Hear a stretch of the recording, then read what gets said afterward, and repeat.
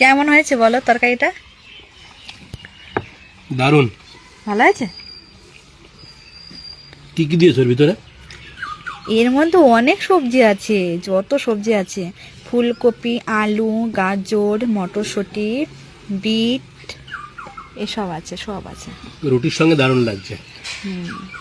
চলে রান্না আসো বন্ধুরা। রান্নাটা কেমন করেছে সেটা বলো।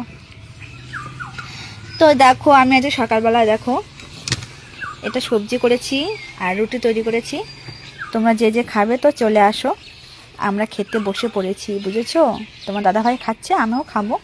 মা একটা রুটি খেয়েছে, খেয়ে কোথায় যেন গেল মাছ আনতে, মাছ শেষ হয়ে গেছে।